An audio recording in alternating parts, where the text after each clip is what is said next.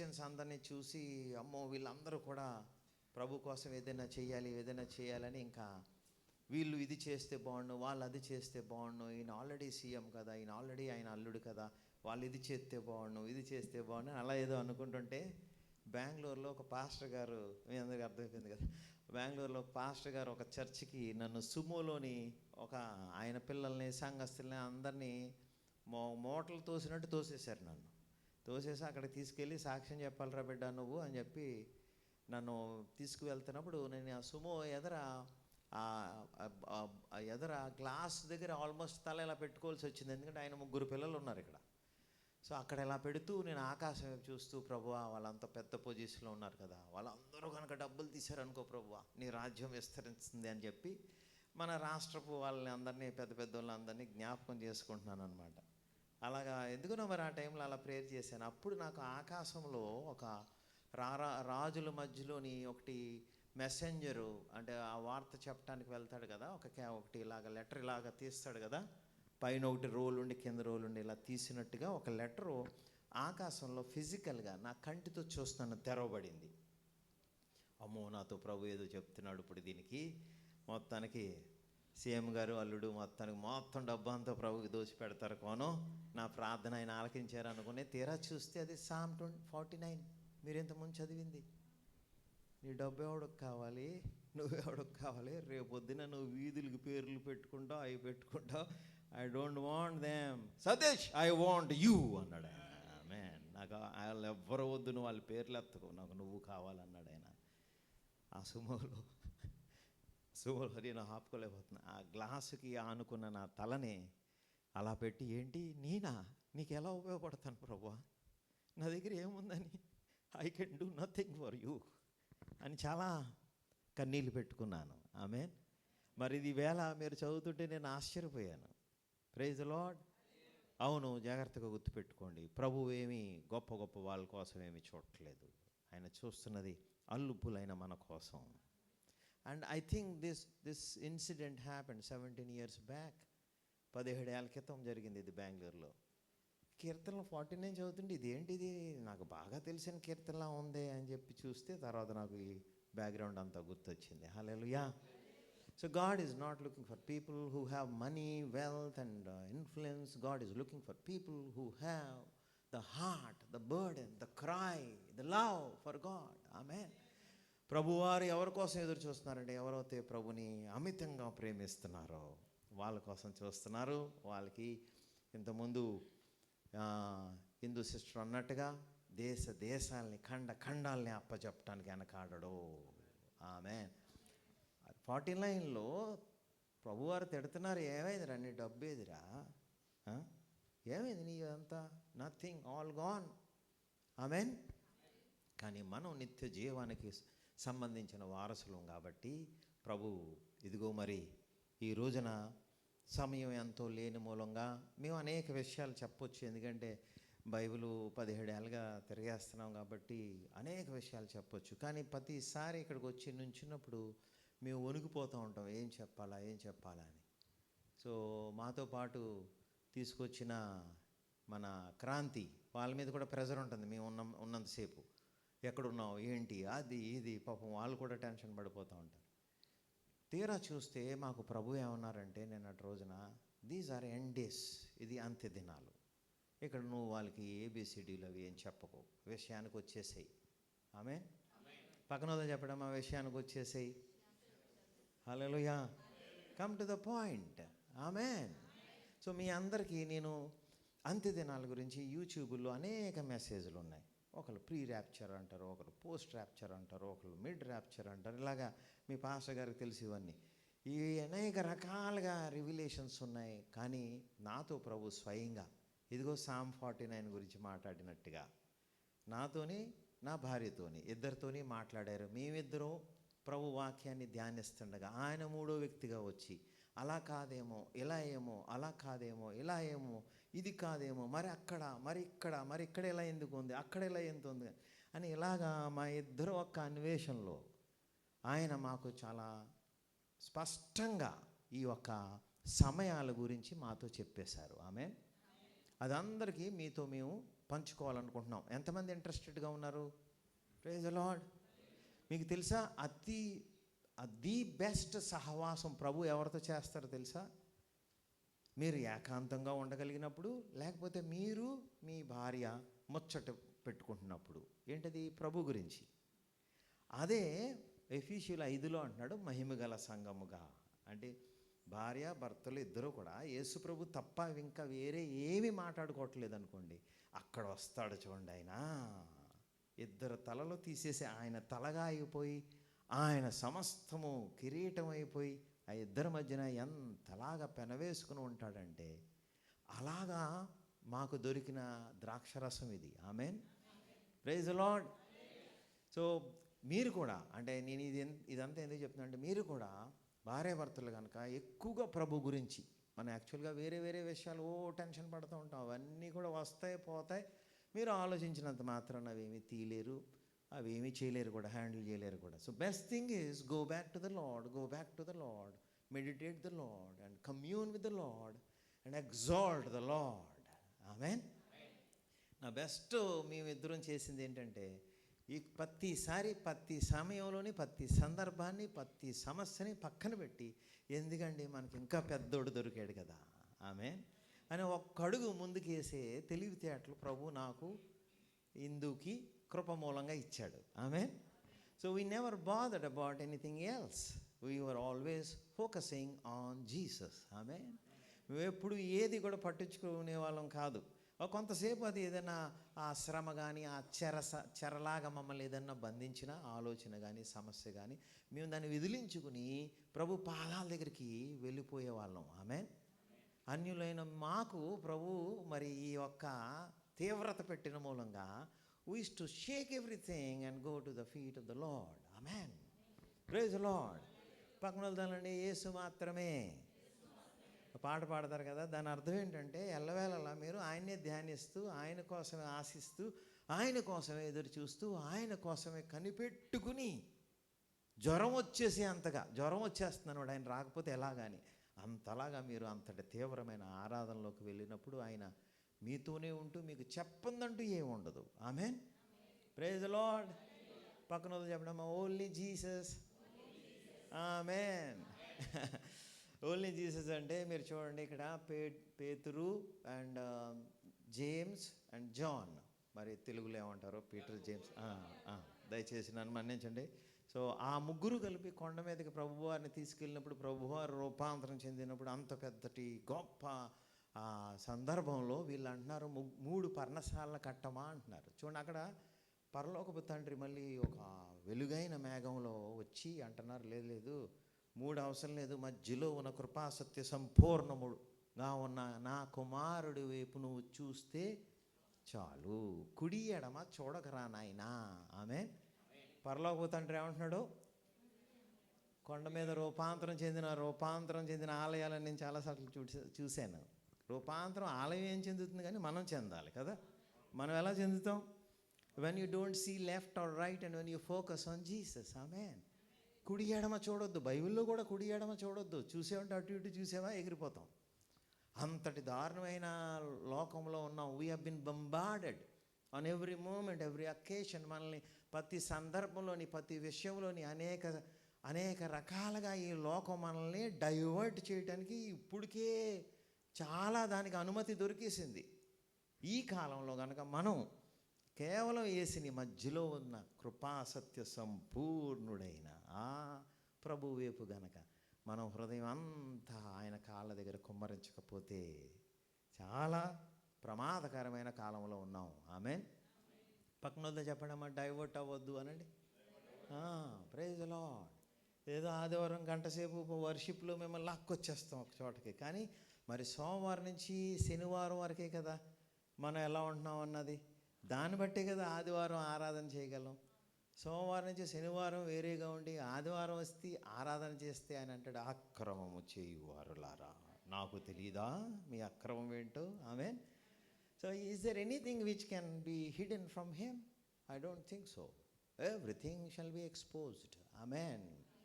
అన్నీ కూడా ఆయనకి తెలుసు, కానీ మన ఆయన పిల్లలం కాబట్టి మనల్ని ఎట్టి పరిస్థితుల్లో ఆయన అనుకున్న ఆ ఒక్క సంపూర్ణతలోకి, పరిపూర్ణతలోకి, స్థిరమైన ఆయన రూపంలోకి తీసుకువెళ్ళడానికి ఆయన వెనకాడడు. ఆమేన్.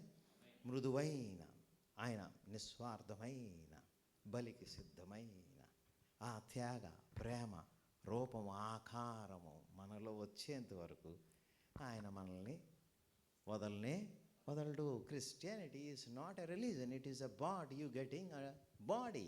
మీకు మరొక శరీరమును అమర్చుటకు ఆయన సిద్ధపడి ఉన్నాడు. ఇదిగో నీ కొరకు నేను ఒక శరీరమును సిద్ధపరిచితిని. ఆమేన్. ఏంటంటే ఆ శరీరం? ఇదిగో మృదువైన, సాధువైన, దీనమైన, నిస్వార్థమైన, బలికి సిద్ధమైన ఆ ప్రేమ రూపము, ఆ పరిశుద్ధాత్ముడి అగ్ని కన్నీరుతో ఉండే, మూలుగులతో ఉండే ఆ రూపం మానవుడు చూడాలని, ఆమేన్, చూసి సొంతం చేసుకోవాలని పరలోకపు తండ్రి యొక్క చిత్తం. ఆమేన్. Praise the Lord. ఎంతమంది సంతోషంగా ఉన్నారమ్మా? హల్లెలూయా. మరి ఇదిగో ఆయన రాకడ విషయమై మనం కొన్ని విషయాల్ని జాగ్రత్తగా చూద్దాం. ప్రకటన గ్రంథంలో రాసుంది, ఎజికెల్లో రాసుంది, అనేక చోట్ల రాసుంది. కానీ ఇది ఏమనుకున్నానంటే ఈయన రాకడ విషయమై మనము ఎలా ధ్యానించాలి? ఎందుకంటే ఇప్పుడు ప్రకటనలోకి డైరెక్ట్గా వెళ్ళి నేను ఏదైనా చెప్తే నాకు కూడా తెలుసు, అలా కాదు ఇలా అంటారు. మరి ఎజికెల్లోకి వెళ్ళి చెప్తే అది కాదు ఇది అంటారు. మరి ఎక్కడికి వెళ్ళినా, ఐజాయాలోకి వెళ్ళినా, ఎక్కడికి వెళ్ళినంటే ప్రభు అన్నారు అలా కాదు, కొన్ని సిమిలారిటీస్ ఉంటాయి. ప్రభు ఎల్లవేళలా ఏకరీతిగా ఉండే దేవుడు, అప్పుడు ఇప్పుడు ఎల్లప్పుడు. అప్పుడు నేను ప్రభుని ధ్యానిస్తుండగా అన్నారు, 2 రాజ్యాలు మార్పు జరుగుతున్నప్పుడు జరిగే సందర్భాల్లోకి నువ్వు గనక వెళ్ళగలిగితే అక్కడ నీకు చాలా డీటెయిల్స్ దొరుకుతాయి. ఆమేన్. అంటే ఒక రాజ్యం నుంచి ఇంకో రాజ్యంలోకి మార్పు, ఒక రాజ్యాన్ని ఇంకొకరికి అప్పచెప్తున్నప్పుడు జరిగే ఆ ఒక్క మార్పుల్ని కనుక మనం గమనిస్తే చాలా ఉపయోగపడుతుంది మీకు నాకు అని ప్రభువారు చెప్పగా మేము బైబిల్ అంతా ఎతకటం మొదలుపెట్టాం. ఎదుగుతుంటే మాకు ఈ ఒక్క సన్నివేశం బాగా నచ్చింది. ఇంకా చాలా ఉన్నాయి కానీ అంటే ఆయన ఒక్కసారి ఒక మాటని మీకు ఎస్టాబ్లిష్ చేయాలంటే 66 గ్రంథాల నుంచి ఎస్టాబ్లిష్ చేసేస్తారు. ఇంకెక్కడ కూడా మళ్ళీ మిస్ అయ్యే ఛాన్సే లేదు. ఒకవేళ అది మీ మనసులోనో మీరేదో భావిస్తే మాత్రం అది ఆ ఒక్క ప్రాంతంలోనే మీరు నిరూపించగలరు, మిగతాదంతా కూడా మీకు సపోర్ట్ చేయదు కదా. ఎంతమంది వింటున్నారమ్మా నా మాటలు? అందుకని మేము చాలా జాగ్రత్తగా ధ్యానిస్తుంటే నాకు ప్రభువారు డేవిడ్ రాజ్యాన్ని చూపెట్టారు. ఆమేన్. అంటే డేవిడ్ రాజ్యం ఇంచుమించుగా మన చర్చు ఇప్పుడు ఎలాగైతే భూమిని స్వాతంత్రించుకుందో అలా ఉంది. ఆమేన్. ఎంతమంది ఒప్పుకుంటున్నారు? చేయొద్దండి. Praise the Lord. అప్పుడులో డేవిడ్ ఫిజికల్గా స్వాధీనపరుచుకున్నాడు. ఇప్పుడు అయితే మనం స్పిరిచువల్గా స్వాధీనపరుచుకుంటున్నాం కదా. ఎక్కడో ఊర్లో ఎక్కడ కూడా మనం ఆయన రాజ్యాన్ని, ఆయన సంఘాన్ని, ఆయన దీపస్తంభాన్ని నిలబెట్టాము. హల్లెలూయా. ఇలాగా మరి డేవిడ్ రాజ్యాన్ని అంటే చర్చి కాలం అయిపోయిన తర్వాత ఎవరికి ఇచ్చారు? ఆయన సొలొమోనుకి ఇచ్చాడు కదా. అవునా కదా. అలాగే ఇప్పుడు సంఘకాలం అయిపోయిన తర్వాత ఇది ఎవరికి అప్పచెప్తారు? ప్రకటన 20లో చెప్పిన 1000 ఏళ్ల రాజ్యానికి అప్పచెప్తారు. అవునా కదా. ఎంతమంది వింటున్నారమ్మా? ఒకసారి రండి. ప్రకటన 20 అంటే మీకు అన్నీ తెలుసు, బట్ ఐమ్ జస్ట్ చాలాసార్లు వాక్యాన్ని చూపెడితే మీకు గుర్తుండిపోతుంది. నా మాటలు మర్చిపోయినా ప్రకటన 20లో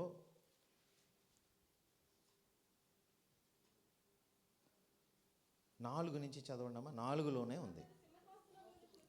అంతటా సింహాసనములు చూచి తిని వాటి మీద ఆసీనులై ఉన్న వారికి విమర్శ చేయుటకు అధికారం ఇయ్యబడెను.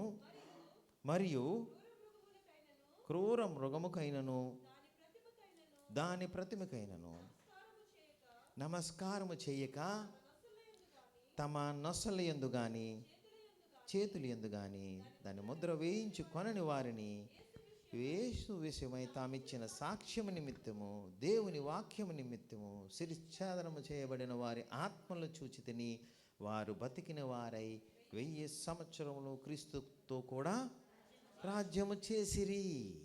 నా హార్ట్ అంతా ఇక్కడికి వెళ్ళిపోయింది. అంటే చర్చ్ కాలం అయిపోయిన తర్వాత 1000 ఏళ్ళ కాలం ఉంది అని ఎంతమందికి తెలుసమ్మా? ఏదండి? ఓకే. ఒక్కొక్క కాలం, ఇదేమో చర్చ్ కాలం. చర్చ్కి 2 రోజులు ఇచ్చారు ప్రభువారు, అంటే సుమారు 2000 సంవత్సరాలు ఇచ్చారు. ఇప్పటికీ యేసు ప్రభువారు వచ్చి 2000 సంవత్సరాలు అయిపోయింది. దీని తర్వాత మనం ఏం చూస్తున్నామంటే, మనల్ని పరీక్షించి పరిశోధించి మనల్ని ఆయన స్వీకరించే కాలం ఉంటుంది. అది వచ్చి ప్రకటన 20లో 4లో చూస్తే ఆ 1000 ఏళ్ళ కాలంలో అది వాళ్ళకి అప్పచెప్పబోతున్నారు. చర్చిలో ఉన్న అందరికీ అప్పచెప్పరు. చర్చిలో ఎవరైతే ఆయన భయభక్తులతో నడిచారో వాళ్ళందరికీ ఈ 1000 ఏళ్ళ కాలం భూమిని అప్పచెప్పబోతున్నారని ప్రకటన 20లో ఉంది. నేను అన్నా, ప్రభువా దీన్ని మరి నేను ఎలా చూడాలి? ఎవరెవరికి ఇస్తావు, ఎవరెవరికి ఇవ్వవు అని నేను ఇక్కడ అడగడం మొదలుపెట్టాను. ఎందుకంటే ఒకసారి దర్శనంలో ప్రభువారు నాకు రాత్రి ఏం చూపెట్టారంటే, ఇందుని నేను సింహాసనం ఇచ్చి 1000 ఏళ్లలో కూర్చొని పెడతానని నా భార్యని చూపెట్టాడు. అప్పుడు నేను చాలా సంతోషించాను. కానీ మధ్యాహ్నానికి ఇంకొక క్వశ్చన్ వచ్చింది, వాట్ అబౌట్ మీ? మరి నా సంగతి ఏంటి ప్రభు అని. ఆమె వస్తుందా మీకు అలాగా? సో అలాగే నాకు వచ్చింది. అప్పుడు నేను అన్వేషించడం మొదలుపెట్టాను. Okay, she's already made it, so what about me? నేను ఎలాగ దీన్ని ఈ ప్రాంతానికి వెళ్ళాలని. అప్పుడు నాకు ప్రభువారు ఏం చూపెట్టారంటే, ఈ చర్చ్ కాలంలోంచి 1000 ఏళ్ళ కాలంలోకి వెళ్ళే ట్రాన్జిషన్లో ఈ రాజ్యం ఆ రాజ్యానికి అప్పచెప్పే ఆ ట్రాన్జిషన్లో తెలుగులో ఏమంటారు? ఆ మార్పులో అంటే ఈ రాజు ఆ రాజుకి అప్పచెప్తున్నాడు. ఆ సమయంలో ఈ రాజు ఆ రాజుకి అన్ని వివరాలు చెప్తాడు కదా. అలాగే ఇది ఎక్కడ చూసామంటే, మనం మొదటి రాజుల్లోకి వద్దాం. కొంచెం ముందుకు వెళ్ళగా మీకు అర్థమవుతుంది. Praise the Lord. మొదటి రాజుల్లో డేవిడ్ రాజ్యాన్ని సొలొమోన్కి ఇచ్చారా లేదా? సో అది ఇప్పుడు నాకు ఎలా కనిపిస్తుందంటే, ఈ చర్చ్ రాజ్యాన్ని 1000 ఏళ్ళ రాజ్యానికి ప్రభువారు అప్పచెప్పబోతున్నారు. అప్పచెప్పే ముందు అంత్యదినాలకు సంబంధించిన అనేక వివరాలు ప్రకటన 6-19 మధ్యలో మనం జరగటం చూస్తున్నాం. అవన్నీ వివరాల్లోకి మనం తర్వాత వెళ్దాం. అవన్నీ కూడా చాలా డీటెయిల్డ్గా ఉన్నాయి. కానీ నా పాయింట్ వచ్చి, ఆ 1000 ఏళ్ళ కాలంలోకి ఇప్పుడు మన సంఘంలో ఉన్న మనం అందరం వెళ్ళాలి అంటే ఏం చేయాలి? అది కదా పాయింట్. ఎప్పుడు వెళ్తాం అన్నది కూడా ఇంకా డేటు మంత్ తెలియదేమో, కానీ ఇంచుమించుగా మనకు తెలుసు మనం చాలా సమీపంగా ఉన్నాం. అంటే ద్వారం యొద్దే ఉన్నాం అన్నది ఇప్పటికీ తెలిసిపోయింది.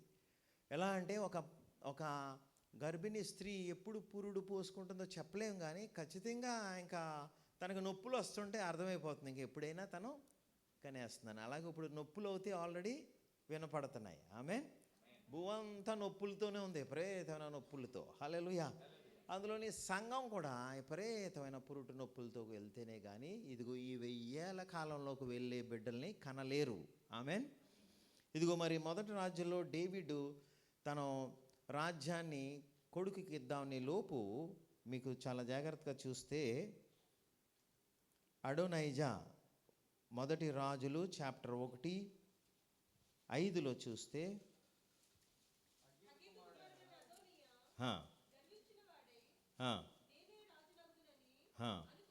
అనుకొని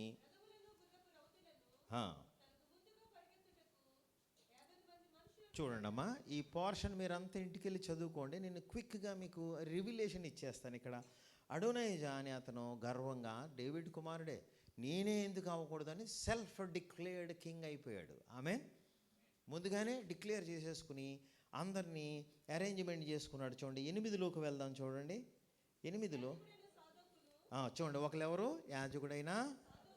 చూడండి ఇక్కడ ఎవరెవరు ఉన్నారు? ఈ ట్రాన్జిషన్ డేవిడ్ రాజ్యాన్ని ఇవ్వాలనుకున్నప్పుడు అడోనైజాతో ఎవరున్నారు? యాజకుడైన సాదోకును, యెహోయాదా కుమారుడైన బెనియాయును. చూడండి ప్రవక్త అయిన ఒక ఆయన ఉన్నాడు. మళ్ళీ నాతాను, సిమియోను, రేయును, దావీదొక శూరులను. చూడండి వీళ్ళంతా ఒక టీం కింద ఏర్పడి అడోనైజాని కింగ్ చేయటానికి అగ్రీ అయిపోయారు. కానీ ఈలోపు స్టోరీని కొంచెం చిన్నదిగా చేస్తే తర్వాత చాలా ఉంది, అవన్నీ చదివితే మనకు సమయం సరిపోదు. ఏమంటారంటే, సొలొమోనుకి ఆల్రెడీ డేవిడ్ మాట ఇచ్చాడు, నేను నిన్నే రాజుగా చేస్తానని. అప్పుడు సొలొమోన్ వాళ్ళ మదర్ వెళ్ళి ఆ రాజుని అడుగుతారు, బత్షెబ వెళ్ళి అడుగుతారు, అడిగినప్పుడు ఎవరు దీన్ని ప్రేరేపిస్తారంటే ఈ నాతాన్ అనే ప్రవక్త బెత్షెబాని, అదేంటి సొలొమోను కదా రాజు చేస్తానన్నది, మరి ఇప్పుడు వాడే డిక్లేర్ చేసుకుని కింగ్ అయిపోతే ఎలాగా అని చెప్పినప్పుడు వాళ్ళు డేవిడ్ దగ్గరికి వెళ్ళి ఈ విషయాన్ని సందర్భాన్ని తీసుకువెళ్తారు. డేవిడ్ దగ్గరికి వెళ్ళి, అయ్యా మరి ఇలా జరుగుతుంది, ఇవన్నీ మీకు తెలిసిందా, అతను ఓన్గానే రాజుగా డిక్లేర్ చేసుకుని అక్కడ పెద్ద పార్టీ కూడా వేస్తున్నాడు అని డేవిడ్ చెవిలో చెప్తారు. ఆమేన్. ఎంతమందికి అర్థమవుతుందమ్మా? Praise the lord. మొన్న కూడా ఎలక్షన్స్ టైంలో నాకు ఒక పాస్టర్ గారు ఎక్కడి నుంచి అంటే కైకలూరు ఆకువీ నుంచి ఫోన్ చేసి అంటున్నారు, అయ్యా నేను చాలా అప్పుల పాలైపోయాను, నీకు తెలియదంటూ ఏమి ఉండదు, నాకు చెప్పవా ఇప్పుడు నెక్స్ట్ సీఎం ఎవరు అవుతారు? ఆమేన్. నాకు అప్పులన్నీ, నేను బెట్టింగ్లో ఉన్నాను, అప్పులన్నీ తీరిపోతాయి అని చెప్తే నేను అన్నాను, ఏం చెప్పనండి, అదే ఇప్పుడు మన వీడు వస్తాడా వాడు వస్తాడో నీకు ఖచ్చితంగా తెలుసు, నాకు తెలుసు, చెప్తే నేను మళ్ళీ బెట్టింగ్లోకి వెళ్ళను, ఓన్లీ అప్పులు తీర్చుకోవటానికే అని సేమ్ క్రాంతిలాగే నన్ను కన్విన్స్ చేయడానికి ట్రై చేశాడు. ఆమేన్. Praise the Lord. అప్పుడు నాకు ఒక్కసారి చెప్పాలనిపించింది, అంతలా కన్విన్స్ చేశాడు. కానీ సెల్ఫ్ డిక్లేర్డ్ కింగ్స్ ఎప్పుడు కూడా కింగ్స్ కారు. అప్పట్లో ఒక ఆయన సెల్ఫ్ డిక్లేర్డ్ చేసేసుకున్నాడు, పలానా రోజున వైజాగ్లో మన ఓపెనింగ్ అవి, అర్థమైపోయింది నాకు, he won't be the king. ఆమె కానీ నేను అతనితో చెప్పలేదు. కానీ అప్పుడు నాకు గుర్తొచ్చింది, ఓహో ఇలా ఉంటుందన్నమాట. ఎవరైనా సరే అహంకారంలోకి వెళ్తే ఏం చేస్తారో వాళ్ళు ముందుగానే డిక్లేర్ చేసుకుంటారు నేనే అని. అలాగే ఇక్కడ డేవిడ్ దగ్గరికి వచ్చి ఇలా చేసినప్పుడు డేవిడ్ అంటాడు, లేదు ఖచ్చితంగా నేను సొలొమోనునే కింగ్గా చెయ్యాలని ఉద్దేశించాను, హల్లెలూయా అని. చూడండి మరి కొంచెం స్పీడ్గా వెళ్దాం. ఒకటో అధ్యాయం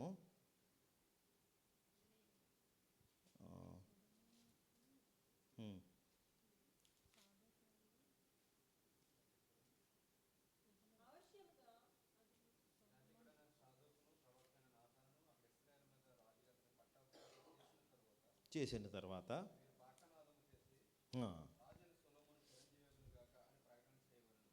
అవును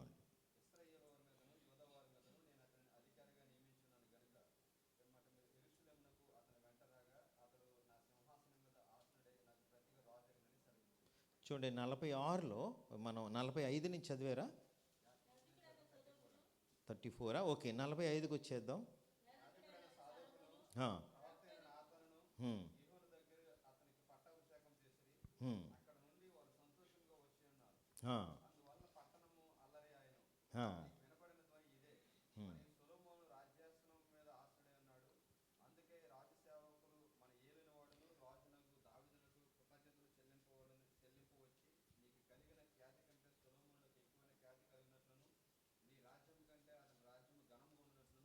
ఇక్కడ మనం చూస్తే సొలొమోను మొత్తానికి డేవిడ్ ఏం చేశాడంటే అలా కాదని చెప్పి తన గాడిద మీద సొలొమోను కూర్చోబెట్టి అతన్నే పట్టాభిషేకం చేసేసాడు. హల్లెలూయా.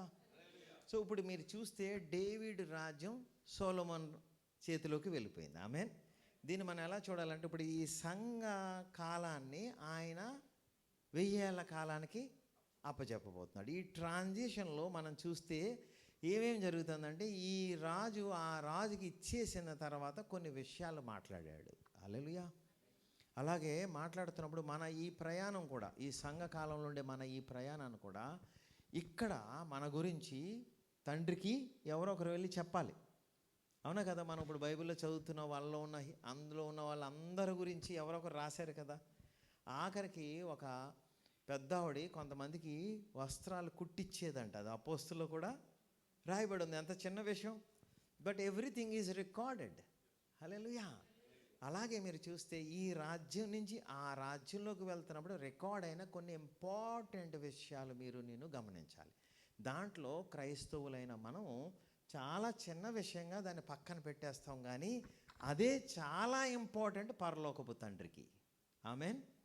యాక్చువల్గా నేను ప్రభులోకి వచ్చినప్పుడు నాకు కూడా ఎవరో చెప్పలేదు, అందుకని కొన్నాళ్ళు నేను కూడా ఆ తప్పులు చేసుకుంటూ వెళ్ళాను. తర్వాత ఎక్కడో ప్రభు నన్ను సరిదిద్దిన మూలంగా గ్రహించాను నేను. ఆమేన్.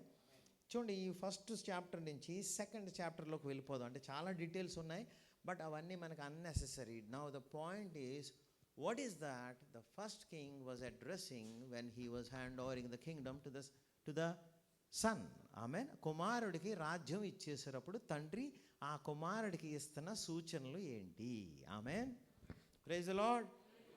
చూడండి చాప్టర్ 2లో 3 నుంచి చదివితే,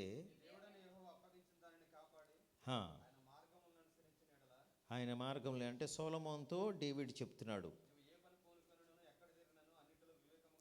అన్నిటిలోనూ వివేకముగా నడుచుకొందు.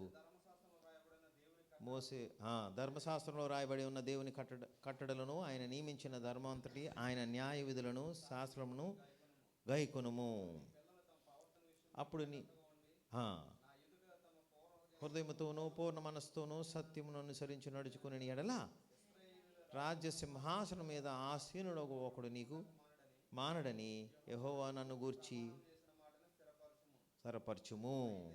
చూడండి, అయితే అనడమ్మా. అయితే ఇక్కడ నుంచి ఎప్పుడైనా బైబిల్లో అయితే అని అంటే చాలా జాగ్రత్తగా మీరు ఆగాలి అక్కడ. ఆమేన్.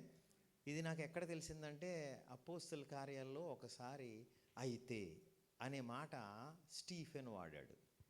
అంటే అయితే అతను ఆలయము కట్టాడు అని అంటాడు. అంటే అక్కడ ఏమి పెద్ద గొప్ప విషయమేం కాదు. మన స్టీఫెన్ ఒక ఎనాలిసిస్లో ఒక ఆలయం కట్టగానే అందరూ ఆలయం వైపు డైవర్ట్ అయిపోయారు తప్ప వాళ్ళ హృదయాలను ఎలా ఉంచుకోవాలో మర్చిపోయారు అనే పాయింట్ స్టీఫెన్ ఎక్స్ప్రెస్ చేయడానికి వాడిన మాట ఏంటి? అయితే. సొలొమోను ఎంత పెద్ద టెంపుల్ కట్టాడంటే అందరూ దాని గురించే చెప్తున్నారు తప్ప జీసస్తో కూడా చెప్తున్నారు, చూడు ఎంత బాగుందో టెంపుల్ అని. ప్రభు అంటున్నారు, అదేంటి ఈ ఆలయం 3 రోజులు పడగొట్టి తిరిగి లేపుతానని తన గురించి చెప్తున్నారు ఆయన. చూడండి ఎంత డిస్టెన్స్ ఉందో. ఎప్పుడు కూడా ప్రభు ఏమో ఒక మనిషిని ఆలయంగా చూస్తారు, మనమేమో బయట ఆలయాన్ని అలా చూస్తాం. అలాగే ఈ అయితే అనే చోట డేవిడ్ ఒక మాట చెప్పటానికి కుమారుడికి ఈ మాట అంటున్నాడు, అయితే సెరియా కుమారుడైన యోవాబు నాకు చేసిన దానిని ఇజ్రాయేలు సేనాపతి లగు నేరు కుమారుడైన అబ్నేరు, ఏతురు కుమారుడైన అమాసాయను వారిద్దరికీ అతడు చేసిన దానిని నీ వెరుగుదవు. అతడు వారిని చంపి యుద్ధ సమయమందన్నట్లుగా సమాధాన కాలమందు రక్తము చిందించి దానిని తన నడికట్టు మీదన తన పాదరక్షల మీదన పడజేసను. నీకు తోచినట్లు అతనికి చేయవచ్చును కానీ అతని నెరిసిన తల వెంట్రుకలు సమాధికి నెమ్మదిగా దిగనీయవద్దు. చూడండి ఇక్కడ మీరు జోయాబ్ అంటే సైన్యానికి మిలిటరీ ఆఫీసర్. అతను ఒక పెద్ద తనకు పెద్ద ర్యాంక్ ఉంది. చెప్పాలంటే డేవిడ్కి రైట్ హ్యాండ్. మీరు నేను కూడా బైబిల్లో చూస్తే అతను ఏ యుద్ధానికి వెళ్ళినా గెలిచి వచ్చినవాడు.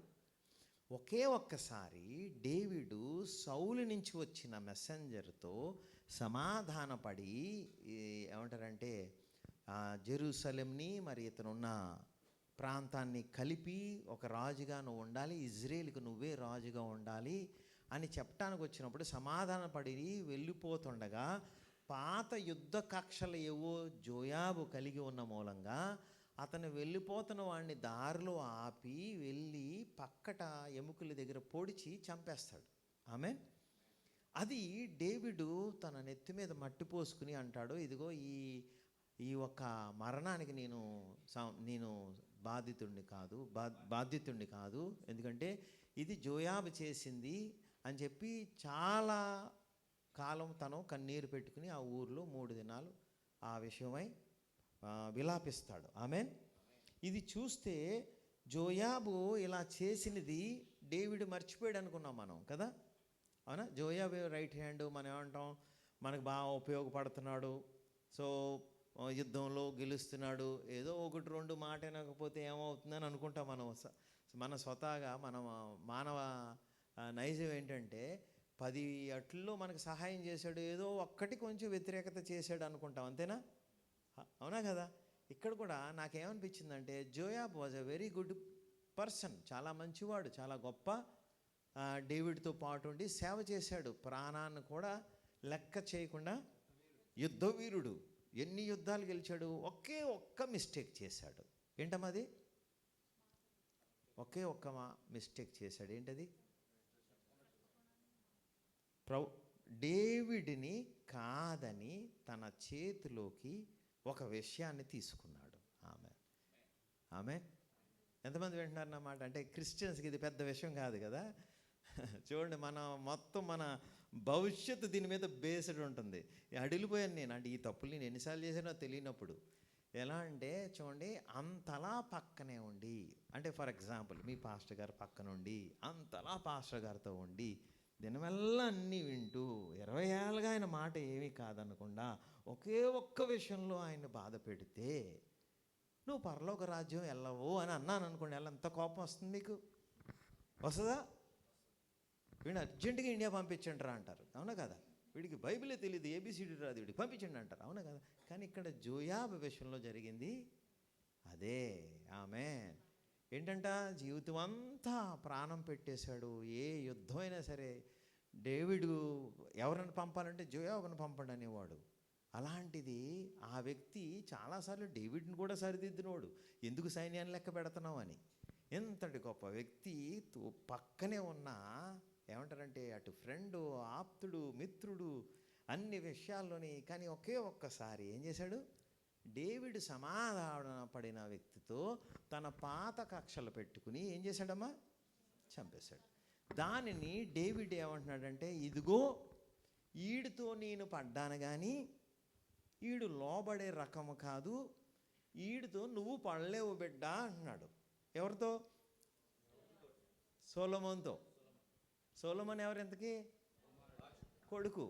యేసు ప్రభు వారితో పరలోకపు తండ్రి అంటున్నారు. ఒరే, చర్చిల్లో చాలామందిని చూశాను కానీ ఇదిగో ఈడు మాత్రం పాస్టర్కి లోబడలేదు, వీడు సొంత తెలివితేటలు ఎక్కువ, ఎదురుగుండా ఉన్నప్పుడు ఒకలా ఉంటాడు, తర్వాత ఇంకోలా ఉంటాడు, చాలా చేస్తాడు, లాస్ట్కి ఏదోటి చేస్తాడు, మళ్ళీ వ్యతిరేకత. అందుకని ఆ 2000 సంవత్సరాల్లో నేను వీళ్ళందరినీ చాలా జాగ్రత్తగా చూశాను. వీళ్ళు వద్దులే, వీళ్ళు మాత్రం దేవుడు భయభక్తి కలిగిన వారు, పాస్టర్కి లోబడిన వాళ్ళు మనిషికే అలా ఉన్నారంటే ఇక మనకి ఇంకెలా ఉంటారు ఆమె అని తండ్రి కొడుకుకి చెప్తున్నట్టుగా ఉంది 2వ అధ్యాయం. ఎంతమంది విన్నారమ్మా? విన్న వాళ్ళు చేయొద్దండి, 2 చెవులు ఉన్న వాళ్ళు కూడా చేయొచ్చు. Praise the Lord. హల్లెలూయా. ఇది ఎంత చిన్న విషయం. నేను ఒక హిందూని, ప్రభులోకి వచ్చాను, ఇప్పటికీ నేనేమంటున్నానంటే చాలా మారిపోయిననే సాటిస్ఫాక్షన్లో ఉన్నాను నేను కదా. ఇదివరకట్లాగా నేను చేసే చాలా పాప పనులు మానేశాను. ఇప్పుడైతే నేను బైబిల్ పట్టుకు తిరుగుతున్నాను, నేను చాలా మంచోడిని, చాలా ఆల్రెడీ నేను సాటిస్ఫైడ్. కానీ ఇవి చదువుతున్నాడు నాకు అనిపిస్తుంది, ఆయన స్టాండర్డ్ చూస్తే ఒక చిన్న శబ్దం వస్తే పావురం ఎగిరిపోతుంది కదా. ఆమెన్. అంటే పావురం దగ్గరికి మీరు వెళ్ళి చిన్న శబ్దం చేస్తే ఎగిరిపోదా? అవునా కదా? అలాగే ఇక్కడ జోయాబు డేవిడ్ పక్క నుండి చేసిన చిన్న శబ్దం. ఆమెన్. ఏంటంటే అది ఒక్కసారి అధికారానికి చూడండి, లోబడలేదు అనే మాటనండి. ఎంత చిన్న విషయం ఇది. నిజంగా నేను ఫస్ట్ ప్రభువులోకి వచ్చినప్పుడు నాకు ఎవరైనా పాస్టర్ చెప్పుంటే చాలా బాగుపడుతుంది. నేను అనేక తప్పులు చేయకుండా జాగ్రత్త పడుతున్నాను. ఆమె ఎంతమంది వింటున్నారు నా మాటలు? నాకు ఫస్ట్ ఏం చెప్పారంటే, సాక్ష్యం చెప్పు, నువ్వు అన్యుడు కదా, సాక్ష్యం చెప్పు, ఆత్మల సంపాదన. మరి ముందు నా బతుకేంటో నన్ను ముందు ఎస్టాబ్లిష్ చేయండిరా, నన్ను వాక్యంలో బలపరచండిరా. ఇది ఎక్కడ గోల? సేవకి వెళ్ళిపోదావు. సేవ అది మంచిదే అయింది, ఎందుకంటే ఆ సేవకి వెళ్తున్నప్పుడు ఇవన్నీ బయటపడ్డాయి. అప్పుడు నాలో జోయాబు బయటపడ్డాడు. ఆమె ఎంతమంది వింటున్నారమ్మా? ఇంత చిన్న విషయం చెప్పడానికి నేను అంత దూరం నుంచి అంతమందిని ఏమంటారంటే స్నేహం చేస్తూ అందరితో మంచిగా ఉంటూ మీ దగ్గరికి ఈ చిన్న విషయాన్ని చెప్పడానికి వచ్చాను. ఏంటది? లోబడకపోతే అనమ్మా మీరు ఏమీ పొందుకోలేరు. హల్లెలూయా. ఎంతమంది వింటున్నారు నా మాటలు? ఇక్కడ ఏమంటున్నాడమ్మా డేవిడ్? ఒకసారి చూడండి, ఇక్కడ ఏముంది?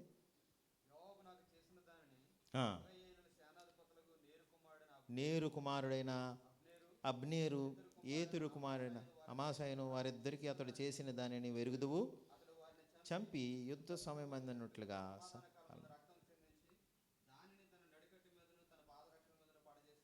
నీకు తోచినట్లు అతనికి చేయవచ్చును కానీ అతని నిరసన వెట్టుకలు సమాధికి నెమ్మదిగా దిగనియొద్దు.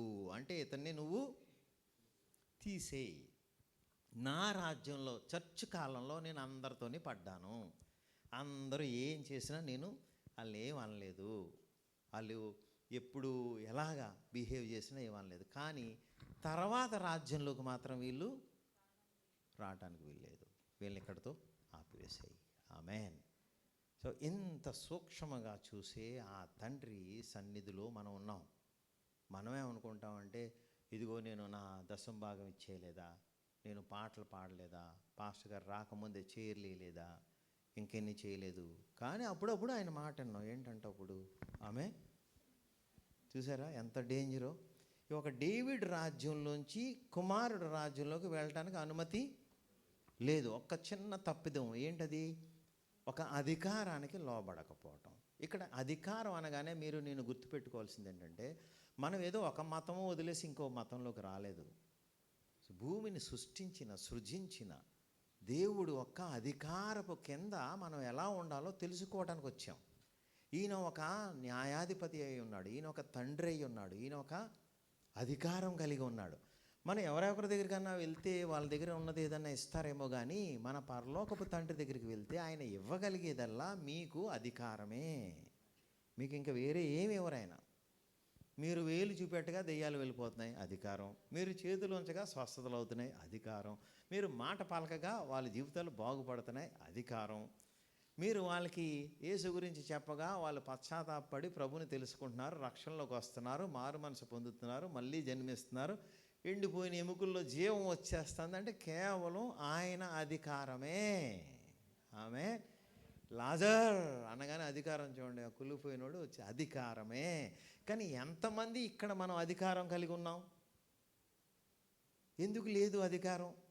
శరీరం బాగా ఉంది మనకి. తొందరపాటు, చంచలత్వం, నోటిని కాచుకోలేకపోవటం, ఏదో ఒకటి ఆ సమయంలో మనం అనేయటం, ఇవన్నీ చేస్తున్నాం వల్ల ఏమవుతుందంటే, ఆ అధికారం కలిగిన తండ్రి కుమారుడికి అధికారం ఇవ్వాలనే ఆ ఒక్క విషయం మన జీవితాల్లో జరగట్లేదు. మన అధికారం లేకుండా క్రైస్తవుల్లా తిరుగుతున్నాం. ఎందుకంటే కేవలం ఒకే ఒక్క విషయం ఏంటంటే, అధికారం ఎవరికి ఇవ్వబడుతుందో మీకు నాకు తెలియక. అధికారం ఎవరికి ఇవ్వబడుతుందమ్మా? సింపుల్. మీ ఆఫీసులో కూడా మీరు మీ తాళం చెవుల ఆఫీసు ఎవరికి ఇస్తారు? నమ్మకమైన వాళ్ళకి. చూడండి, భలే మాట చెప్పారు. మరి ప్రభు కూడా ఇప్పుడు 1000 ఏళ్లలోకి మనల్ని ఎవరిని తీసుకువెళ్తారు? అది లోబడిన వాళ్ళకి. ఆమె చూడండి, ఈ అధికారం ఎవరికి ఇవ్వబడుతుందంటే, అధికారాన్ని సన్మానించిన ప్రతి వాడికి ఇవ్వబడుతుంది. హల్లెలూయా. అధికారాన్ని సన్మానించటానికి మీ ఇంట్లోనేమో తల్లిదండ్రులు ఉన్నారు, స్కూల్లోనేమో టీచర్లు ఉన్నారు, చర్చిలోనేమో పాస్టర్ గారు, పాస్టర్ అమ్మ గారు. వాళ్ళకి మీరు గనక సన్మానించడం రాకపోతే, మీరు వాళ్ళ కోసం సన్మానించకండి. జాగ్రత్తగా గుర్తుపెట్టుకోండి. సారీ, సన్మానించడాలు ఇక్కడ ఈ శాలువాలు కప్పేవాడికి నాకు కూడా అలవాటు అయిపోయింది. వాళ్ళని గౌరవించొద్దండి. అంటే నాకు శాలువా కప్పుతుంటే ఎలా అనిపిస్తుందంటే, ప్రధాన పాపికి శాలువా కప్పటం ఏంట్రా బాబు అనుకుంటాను. ఆమె కానీ ఆ సమయంలో మరి వాళ్ళ మాట వినకపోతే ఇదిగో మీ దాకా రానివారు కదా. హల్లెలూయా. అందుకని కొన్ని చేస్తుంటాం. Praise the Lord. హల్లెలూయా. ఇదిగో మరి చూడండి, ఎక్కడో మీరు మీ కంటి ఎదురుగుండా కనిపిస్తున్న పాస్టర్ గారు కనుక సంపూర్ణంగా మీరు ఏమంటారంటే లోబడి ఆయనని సన్మానించకపోతే, ఆయన మీ హృదయంలో గౌరవించకపోతే, ఆయన కనుక మీరు అంతటి పొజిషన్లో చూడలేకపోతే మీరు తగ్గించుకోలేదని అర్థం. మీరు తగ్గించుకోవట్లేదు, ఒక అధికారం కింద ఉండటం మీకు ఎలాగో రావట్లేదు, అందుకనే ఆయన అధికారం మీ మీద కనిపించట్లేదు. ఇది ఎంతమందికి అర్థమైంది? Praise the Lord. చూడండి, ఇక్కడ డేవిడు ఒక రాజు వచ్చి, ఎవరు? డేవిడ్. అంటే అప్పట్లో రాజ్యాలు అన్నది ఇప్పుడు చర్చ్ అయిపోయింది అంతే. అదేమో ఇంటర్ప్రిటేషన్ వచ్చి ఫిజికల్గా వాళ్ళు అమోరీలు, హిత్తీలు, కాననీయులు అందరితో ఫిజికల్గా పోరాడారు. ఇప్పుడు అయితే మనం ఆత్మీయంగా పోరాడుతున్నాం కదా. హల్లెలూయా. సో ఈ ఆత్మీయంగా పోరాడక ముందు డేవిడ్ పోరాడుతున్నప్పుడు, డేవిడ్కి ఉన్న ఇమ్మీడియట్ పాస్టర్ గారు ఎవరు? సౌలు. ఆమె అధికారం అంటే ఇప్పుడు డేవిడ్ ఎవరి కింద పనిచేస్తున్నాడు? సౌలు కింద పనిచేస్తున్నాడు. అంటే సిమిలర్ టు పాస్టరే కదా. సో సౌలు కింద ఉన్నప్పుడు డేవిడ్కి ఉన్న పెద్ద సమస్య ఏంటి? అదే సౌలు బల్లెం విసురుతూ ఉండేవాడు. ఎవరి మీద? దావీదు మీద. కానీ అంటే డేవిడ్ మాత్రం అతను చనిపోయినప్పుడు ఎంతలా ఏడ్చాడు? ఇజ్రాయేలుకి తండ్రి అయిన నిన్ను. ఆమె ఎప్పుడు కూడా ఆ డేవిడ్ సౌల్ని చూసిన విధానం చూడండి. ఇజ్రాయేల్కి రాజువి, ఇజ్రాయేల్కి నువ్వు తండ్రివి అని చెప్పి ఆ గౌరవం చూసారా? ఇతను ఏమి చేసినా సరే డేవిడ్ ఎప్పటికి కూడా అతనికి వ్యతిరేకంగా తిరగలేదు. నా హృదయంలో కూడా ఆలోచన రానివ్వలేదు డేవిడ్. మీరు నాకు ఎక్కడన్నా చూపెట్టండి, పోనీ ఎక్కడన్నా హృదయంలో తప్పు చేశాడేమో. అందుకనే అంతటి అధికారంలోకి డేవిడ్ వచ్చేసాడు. ఆమేన్, ప్రైజ్ ది లార్డ్. నేనేం చూశానంటే ఒక చోటకి చర్చికి వెళ్తే ఆ పాస్టర్ గారు టైల్స్ వేయాలనుకుంటే వాళ్ళందరూ అలాగే అయ్యారు అని అన్నారు. పాస్టర్ గారు ఎలా వెళ్ళిపోయారు, నేను కూడా బయటకు వస్తాను. దాంట్లో 10 మంది అంటున్నారు, ఎందుకురా ఎంత ఖర్చు, పాస్టర్ గారితో మనం వెళ్ళి మాట్లాడదాం. అప్పుడే 5 నిమిషాల్లో చేంజ్ అయిపోయారు. ఎందుకంటే వాళ్ళకి ఎక్కడో తెలియట్లేదు. ఇదంతా కూడా మనల్ని పరీక్షించటానికి, మనల్ని మన అధికారాన్ని మనకి ఇవ్వటానికి మనకి తయారు చేస్తున్న కాలమని. ఈ కాలంలో మనం చాలా జాగ్రత్తగా ప్రతి సమయం, ప్రతి సందర్భము, ప్రతి ఆలోచన, ప్రతి ఉద్దేశము, కూర్చోవటం, నుంచోవటం, మనం ఎలా ఉంటున్నాం తోటి విశ్వాసులతో, పాస్టర్ గారితో, పాస్టర్ అమ్మగారితో మనం ఎలా ఉంటున్నాం, సేవలు ఎలా ఉంటున్నాం, వేరే పాస్టర్లతో ఎలా ఉంటున్నాం, వాళ్ళ గురించి ఎలా మాట్లాడుతున్నాం, ఇవన్నీ కూడా they are so important for your destiny. మీరు వెళ్ళవలసిన ఆ గమ్యానికి ఇది చాలా ఇంపార్టెంటు. క్రైస్తవులకి తెలియని వ్యవహారం ఇది. Amen, praise the Lord. ఎంతమంది వింటున్నారు? మరి లాస్ట్కి ఏమైందో చూద్దాం ఒకసారి. చెప్పండమ్మా, చిన్న విషయం అనండి. 7లో నేను నీ సహోదరైన అబ్షలోము ముందర నుండి పారిపోగా గిలాదుడైన బర్జిల్లయ కుమారులు నా సహాయమునకు వచ్చిరి. నీవు వారి మీద దయ ఉంచి నీ బల్ల యొద్ద భోజనము చేయి వారిలో వారిని చేర్చుము. చూడండి, డేవిడ్ ఇప్పుడు ఒక అతన్ని జ్ఞాపకం చేసుకుంటున్నాడు. ఇతని నీ బల్ల యొద్ద కూర్చుండబెట్టుకో. అతను మాత్రం తల వెంట్రుకలు నెరిసిని కదా అని వదిలేకు. అతను మాత్రం నువ్వు తీసే. నా రాజ్యంలో నేనేదో వాడితో పడ్డాను కానీ నువ్వు అయితే వాడితో పడలేవు. వీడిని మాత్రం నీ బల్ల యొద్ద కూర్చుండబెట్టుకో అనగానే మీకు ఏం గుర్తొస్తుంది? యేసు ప్రభు వారిని ఆయన శిష్యులు ఎక్కడ కూర్చున్నారు? ఆమేన్. చూడండి, ఇక్కడ డేవిడ్ ఏమంటున్నాడు? సొలొమోనా, ఇతను నువ్వు ప్రైజ్ ది లార్డ్ సేవలో పాస్టర్ గారికి సహాయం చేసినది మంచి ఇబ్బందుల్లో ఉన్నప్పుడు ఎక్కడ కూడా వాళ్ళు వెనకడుగు వేయలేదు. హల్లెలూయా. ఎంతమందికి అర్థమవుతుందమ్మా? చిన్న విషయాలు చర్చిలో మీరు చేసేవి చూడండి ఎంత గొప్ప ప్రాంతానికి మిమ్మల్ని తీసుకువెళ్తాయో, క్రీస్తులో ఎక్కడ నిలబెడతాయో ఒకసారి ఆలోచించండి. మరియు బెన్యామీనుడైన గేరే కుమారుడుగు బహురీము ఊరివాడైన షీమాని వద్ద ఉన్నాడు. నేను అతడు నన్ను శపించును, నన్ను ఎదుర్కొన్నట్టుకై అతడు దిగి రాగా యెహోవా తోడు, కత్తి చేత నేను నిన్ను చేసి తిని ఎంచవద్దు, గలవాడవు గనుక చేయవలను, అది నీకు తెలియను. చూడండి, ఇక్కడ మీరు చాలా జాగ్రత్తగా చూస్తే డేవిడ్ తన కాలంలో ఏమీ చేయలేదు. అలాగని చెప్పి సొలొమోన్ ఏమీ వదిలేమని అనట్లేదు. అలాగే మీరు నేనే అనుకుంటుంటే చర్చి కాలంలో ఏం జరగట్లేదు కదా అనుకుంటా. కృప ఉంది కదా అని దీన్ని విపరీతంగా సాగదీస్తున్నాం మనం.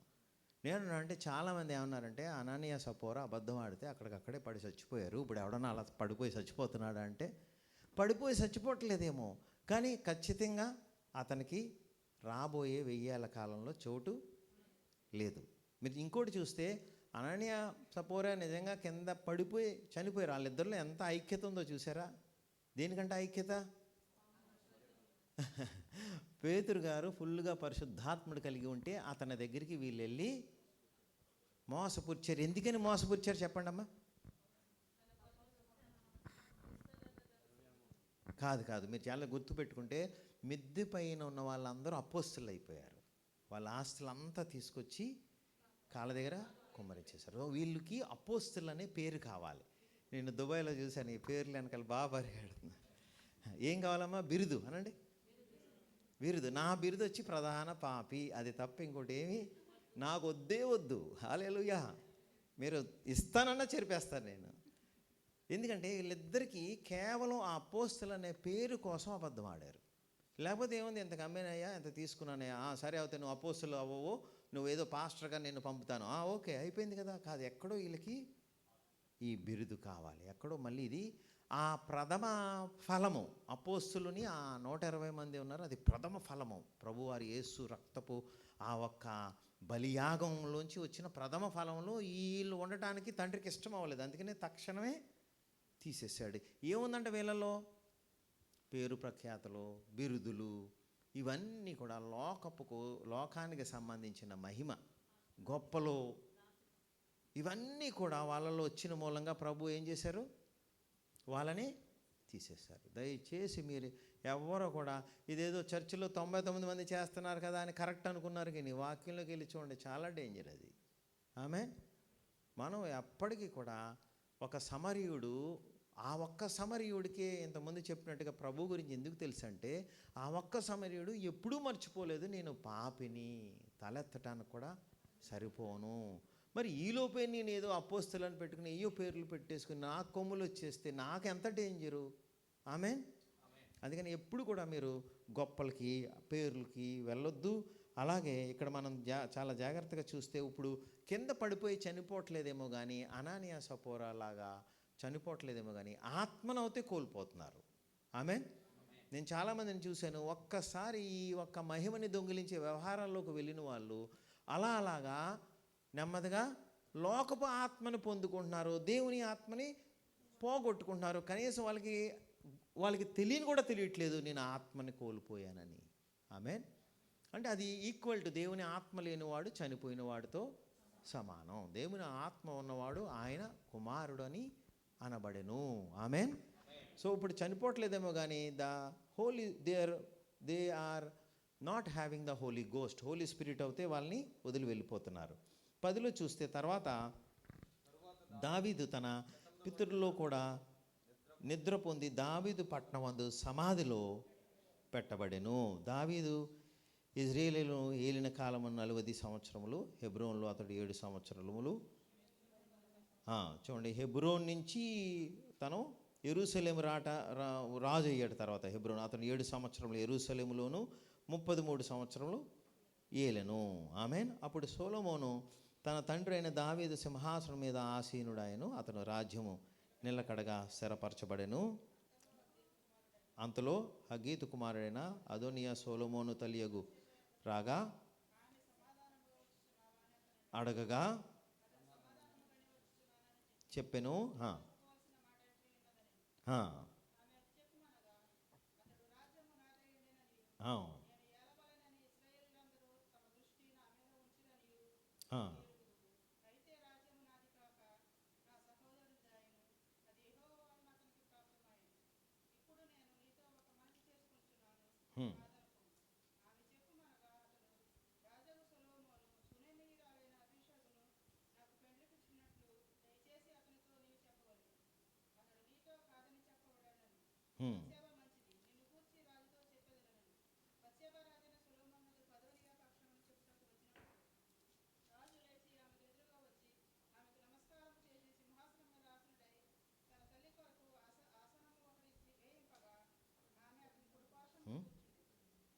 అమ్మ కొంచెం 32 దగ్గరికి వచ్చేద్దాం. చూడండి, అందుకు రాజు ఇట్లనెను,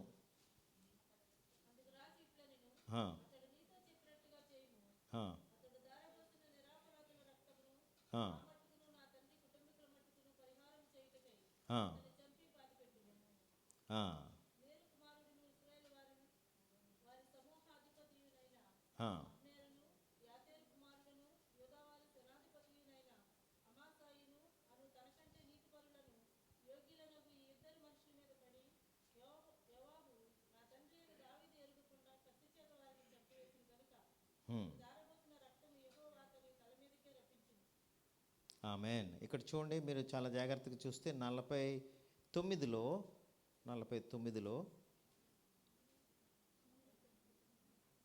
సారీ 2లో కదా, ఎక్స్ట్రీమ్లీ సారీ.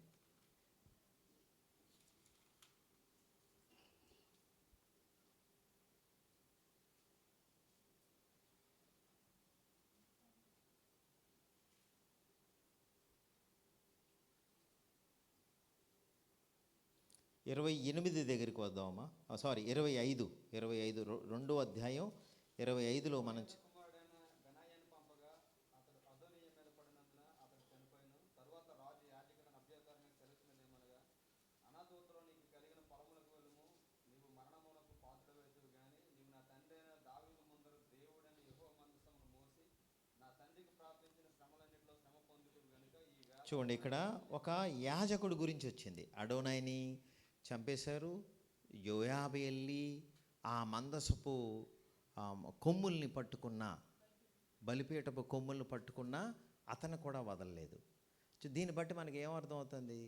ఒక సమయం వస్తుంది, ఆ సమయం వచ్చిన తర్వాత మనం వెళ్ళి ఎంత అక్కడ పశ్చాత్తాపడినా, ఏసౌదు కూడా మీరు జాగ్రత్తగా చూస్తే తన కన్నీటితో పశ్చాత్తాపడ్డాడు, కానీ ఏసౌని మాత్రం ప్రభు క్షమించలేదు. చూసారా మీరు?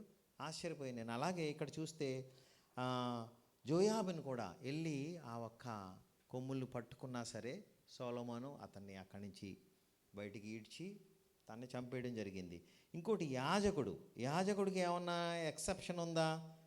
నాకు మీ పాస్టర్ గారికి ఏమన్నా ఎక్సెప్షన్ ఉందా అంటే అది కూడా లేదు. చూడండి, కుమారుడైన బెన్యాయాను పంపగా అతడు అదోనియా మీద పడినందుకు అతను చనిపోయాను. 26లో తర్వాత రాజు యాజకుడైన అబ్యాతారును సెలవిచ్చినది ఏమనగా, అనాలవతులో నీవు కలిగిన పొలములకు వెళ్ళుము.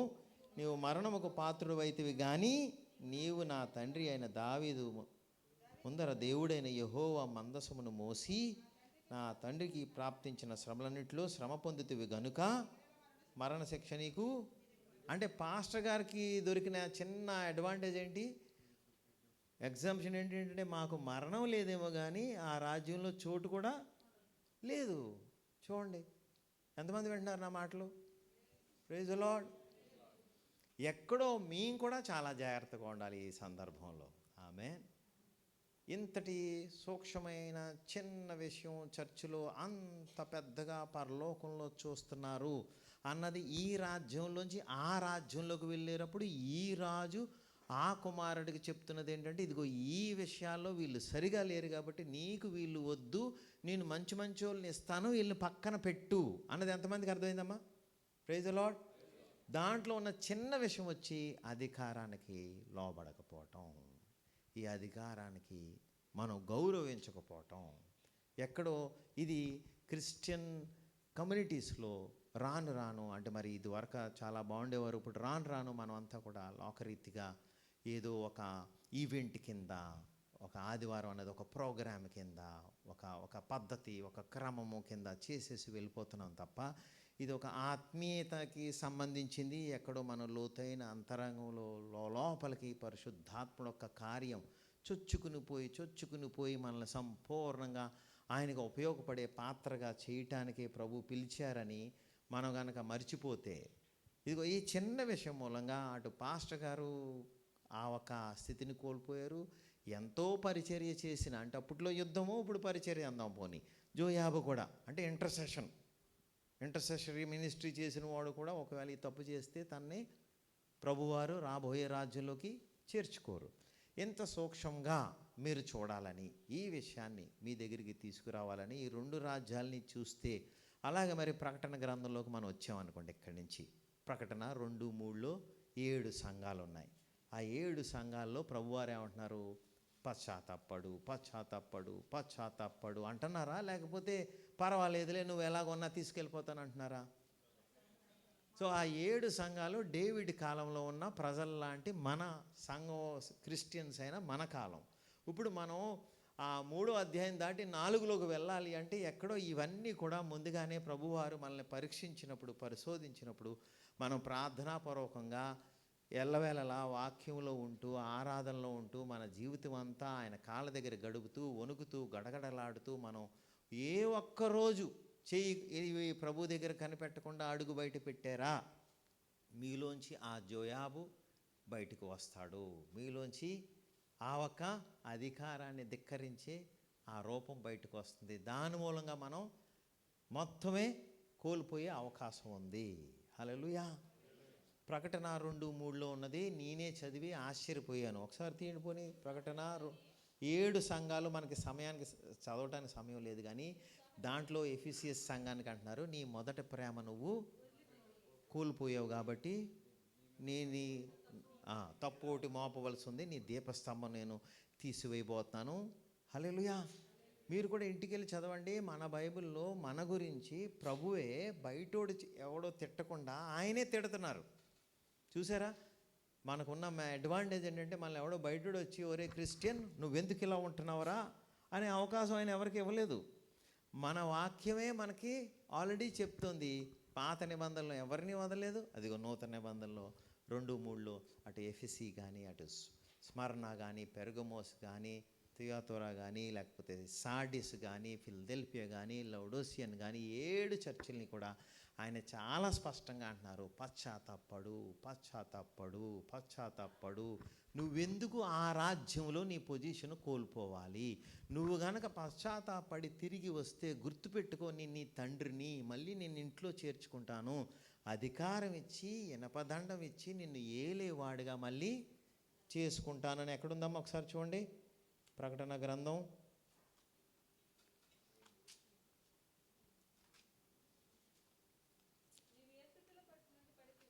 8 కాదమ్మా, ఈ థియోతర చర్చులో లాస్ట్లో రాసి ఉంటుంది చూడమ్మా. ప్రకటన 2:2లో 27 చూడండి ఏముంది. అంతము ఇనుప దండముతో ఏలును, కుమ్మరు వాని పాత్ర వలె పాత్రల్ని. అంతటి అధికారం ఎవరెతనో పడిపోయాడు. ముందు ప్రభుని తెలుసుకుని లోకంలో పడిపోయి దారుణంగా నాశనం అయిపోయినోడితో తండ్రి అంటున్నారు. ప్రకటన గ్రంథం యొక్క సారాంశం ఏంటంటే తిరిగి ఇంటికి రా అనే పిలుపది. ఏ ఒక్కరిని ప్రభు కోల్పోకూడదని ప్రతి క్రైస్తవుడు ఎవడో స్టార్టింగ్లో బాగానే ఉన్నాడేమో, రాను రాని ఏమన్నా వెనక్కి స్లిప్ అయ్యాడేమో, వాడికి ప్రభు వారు లాస్ట్ పిలుపు ఇస్తున్నారు. నేను మళ్ళీ దుబాయ్ వస్తానో లేదో తెలియదు కానీ but this could be the last call. ఎవరికో ఇది లాస్ట్ కాల్ ఏమో. ప్రభువారు అంటున్నారు తిరిగిరా, తిరిగిరా. గుర్తుపెట్టుకోండి, ప్రకటన గ్రంథం చదువుతున్నప్పుడు అక్కడ విపరీతమైన తీర్పులు ఉన్నాయి. తీర్పులు మన మీద లేవు, లోకం మీద ఉన్నాయి. మనకైతే ఒకే పిలుపు, వెనక్కిరా, వెనక్కిరా, నీకు మళ్ళీ అన్ని అధికారాలు ఇచ్చి ఇంట్లో నేను పొందుకోవాలనుకుంటున్నాను, ఎందుకంటే నేను తండ్రి అయి ఉన్నాను. ఆమేన్. హల్లెలూయా. ఎంతమంది సంతోషంగా ఉన్నారు ఈ మాటలు విని? So this is a call for every Christian to come back. అంత్య దినాల్లో ఉండే పిలుపు, ప్రకటనలో ఉండే పిలుపు ఏంటంటే మళ్ళీ రా, తిరిగి రా, అవన్నీ వదిలేయి. ఒకప్పుడు నువ్వు బాగానే ఉండేవాడివి, ఇప్పుడు దూరంగా వెళ్ళిపోయావు, మళ్ళీ రా, మళ్ళీ రా. నువ్వు సమర్పించుకో, ప్రార్థనా జీవితాన్ని మొదలుపెట్టు, మళ్ళీ మోకరించు, మళ్ళీ సమయాన్ని ప్రభుకి ఇయ్యి, నీ ధనాన్ని ఆయనకి ఇయ్యి, నీ శక్తిని ఆయనకి ఇయ్యి. ఇదిగో ఆయన సేవలో పాలు పంచుకో. నువ్వు నీ పాస్టర్ గారితో పాటు ఏమంటారంటే కలిసి ఈ సేవలో ముందుకు వెళ్ళు. ఇది చాలా ప్రమాదకరమైన సమయం. ఈ సమయంలో నువ్వు అస్సలు రిస్క్ తీసుకోవద్దని ప్రకటన గ్రంథంలో మనకి సారాంశం. హల్లెలూయా, ప్రైజ్ ది లార్డ్. సో ఇక్కడ మనం చూస్తే ఈ 2 రాజ్యాల ట్రాన్సిషన్లో జరిగిన దాంట్లో చాలా ఇంపార్టెంట్ విషయం వచ్చి అధికారానికి లోబడటం. అధికారం తండ్రి దగ్గర ఉన్నదంతా అధికారమే, ఆయన ఇవ్వాలనుకుంటున్నదంతా అధికారమే. ఆయన తీసేయాలనుకుంటున్న అధికారం వచ్చి లూసిఫర్ అండ్ సాతానుడు దగ్గర ఉన్న అధికారం తీసేసుకుని మనకి ఆల్రెడీ సిలువలో ఇచ్చేశారు. దాన్ని ఇంకా సంపూర్ణంగా మనం రాబోయే కాలంలో కూడా మరి మనం కొనసాగించడానికి కావలసిన చాలా ఇంపార్టెంట్ క్వాలిటీ ఏంటండి? లోకంలోకి వెళ్ళకూడదు, మనం ప్రార్థనా జీవితం కలిగి ఉండాలి, బైబిల్ చదువుతూ ఉండాలి, ప్లస్ ఎక్కువ కూడా సహవాసంలో ఉండాలి. ఇవన్నీ మీకు తెలిసినవే. ఇంకొకటి ఏంటి? లోబడి ఉండాలి, తగ్గింపులో ఉండాలి, దీనులై ఉండాలి. ఎక్కడ కూడా ఈ ఎలిమెంట్ పోగొట్టుకున్నామా మనం ఏం పోగొట్టుకుంటాం? మొత్తం మన అధికారం పోగొట్టుకుంటాం. వాళ్ళని కొంతమందిని ప్రభువారేమో చంపి అన్నారు, కొంతమందిని ఏమో వాడు మరి యాజకుడు కాబట్టి వాడిని చంపొద్దు కానీ నువ్వు మాత్రం పొజిషను ఇవ్వద్దు. హల్లెలూయా! ఎంతమంది సంతోషంగా ఉన్నారు ఈ మాటలు విని? హల్లెలూయా!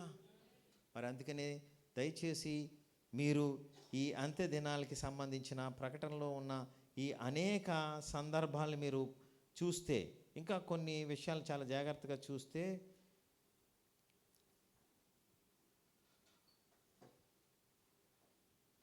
ఒక్కసారి నేను కొంచెం తెలుగుది ఏమంటారంటే మొబైల్లో రికార్డ్ చేసి తెచ్చాను, బట్ స్టిల్ ఐఎమ్ మిస్సింగ్. ఒక్కసారి చూడండి.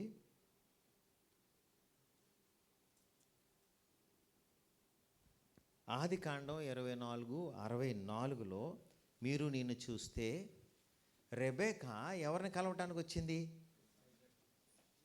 చూడండి ఎలా ఉంటుందో, అంత్య దినాలు ఎలా ఉంటాయంటే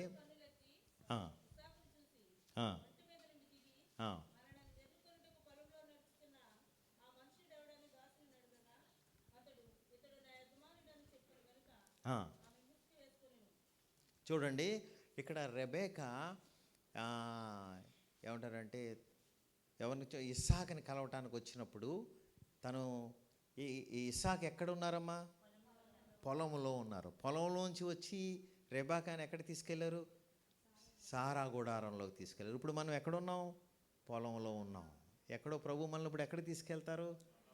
ఆయన గుడారంలోకి తీసుకెళ్తారు. చూడండి ఇవన్నీ ఎలా ఉన్నాయో. ఇంకొక 2-3 ఉన్నాయి, ఇవి చెప్పి మరి మనం ప్రార్థన చేసుకుందాం. తర్వాత చూడండి, మీరు చూస్తే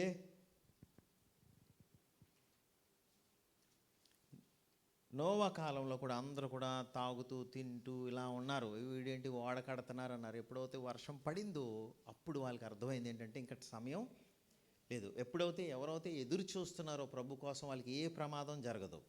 పక్కనదో చెప్పడమా, ఎదురు చూస్తుంటే ఎప్పుడైతే మీరు నిర్లక్ష్యంగా ఉంటారో చాలా ప్రమాదం. నోవా కాలం, that is what is saying. Esther కాలంలో కూడా మనం చూస్తే ఎస్తేర్ కూడా రాజు దగ్గరికి వెళ్ళి బ్రతిమాలి మొత్తానికి ఎస్తేర్ ఏం చేసింది?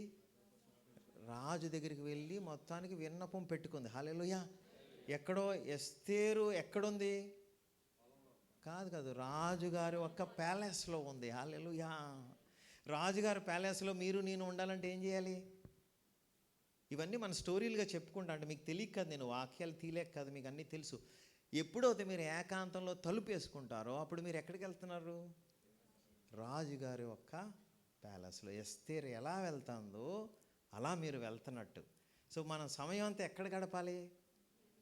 ఆయన దగ్గరికి వెళ్ళటానికి వేచి ఉండేవాళ్ళు ఖచ్చితంగా ఆయన దగ్గరికి వెళ్ళి విన్నపాలు పెట్టగలరు. ఈ కాలం అంతా కూడా చాలా అవసరం. దయచేసి ఈ ఎస్తేరే రాని అని అనుకోవద్దు మీరు.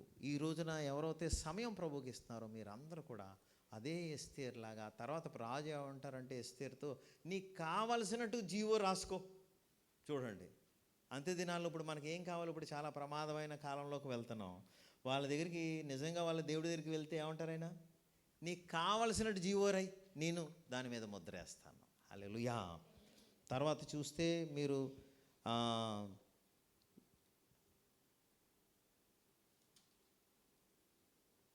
ఎలీషా కాలంలో మీరు చాలా జాగ్రత్తగా చూస్తే ఒక షులోమైట్ అనే ఒక స్త్రీ తనకి ఒక ఇల్లు కడుతుంది. మీ అందరికీ తెలుసు కదా. తర్వాత ఆ ప్రవక్త తనతో, మీకు ఎక్కడ ఉంటుందంటే 2 రాజులు 8:1 ఉంటుంది. ఒకనాడు ఎలీషా తాను బ్రతికించిన బిడ్డకు తల్లి అయిన ఆమెను పిలిచి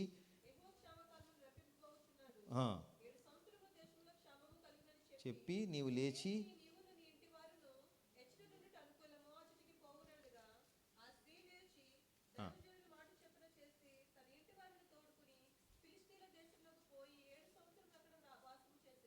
చేశాను. ఇక్కడ మీరు చాలా జాగ్రత్తగా చూస్తే ఆ షులోమైట్కి ప్రవక్త ముందే చెప్పేశాడు, ఏదో కరువు వస్తుంది, ప్రమాదకాలం ఉంది, నువ్వు వెళ్ళిపో. తిను 7 సంవత్సరాలు వెళ్ళిపోయి మళ్ళీ తిరిగి వచ్చినప్పుడు ఆ రాజు తిరిగి అన్నీ ఇచ్చేసినట్టు అక్కడ మనం చూస్తున్నాం. హల్లెలూయా! కొంచెం కిందకి చదవండి అమ్మా. ఆ, వచ్చి ఆ, పోయెను.